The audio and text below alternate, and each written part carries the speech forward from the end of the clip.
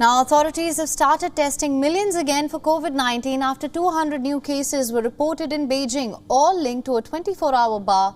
A fresh slew of containment measures followed after the new COVID cluster was identified to Heaven's Supermarket Bar.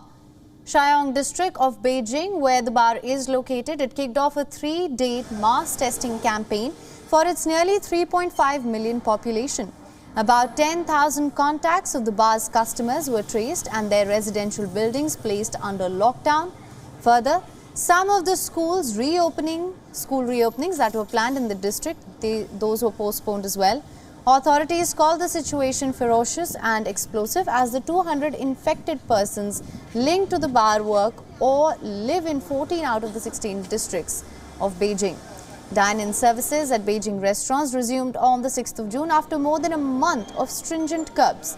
However, with new cases sprouting shortly after, it seems easing restrictions will be tough for China given its zero COVID policy. All of it comes at a time when the rest of the world has started learning to live with the virus, while the second largest economy continues to disrupt the global supply chains by putting repeated curbs on its economic nerve centers.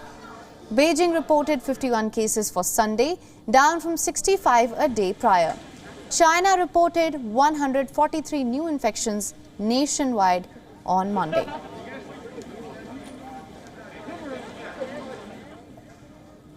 And for more on this, we're now being joined by our correspondent Richard Kimber from Hong Kong. Thank you so much for joining us, Richard. What can you tell us about these latest measures?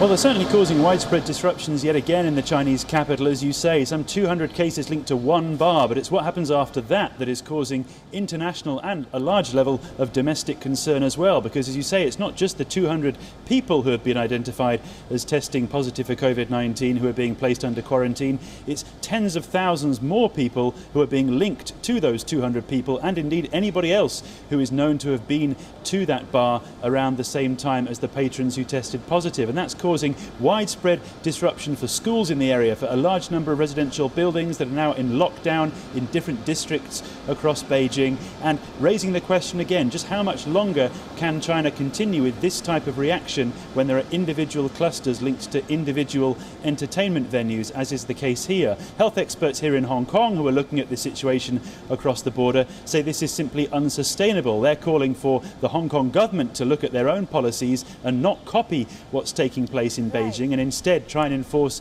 a more relaxed way of dealing with the virus, as you say, as is taking place overseas.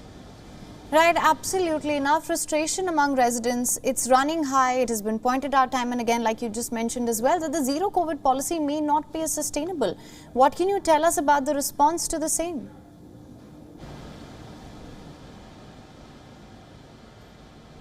Well, it's very simple from Chinese health officials. They keep repeating the same mantra, which is hard to argue against from a purely public health policy perspective, which is that public lives matter more than anything else and everything else is secondary. They're determined to keep case numbers at zero as best they can, and certainly to keep the death rate at zero. And so that's why they're continuing with these types of measures. And perhaps the other thing to consider in this regard is that China does ultimately have the capacity to carry out these types of measures in a way that many other countries, particularly in, for example, Europe and perhaps the United States, simply do not, because it has the power to enforce these types of immediate quarantine and lockdown measures. It has the manpower to carry out millions of tests every day and the infrastructure to make these types of procedures relatively seamless, which is why they keep doing it. And that is really the means by which they're able to continue using this policy. As soon as that becomes impossible to carry out, then certainly it's unsustainable. But for the time being, health authorities think they can keep doing it. The only major concern is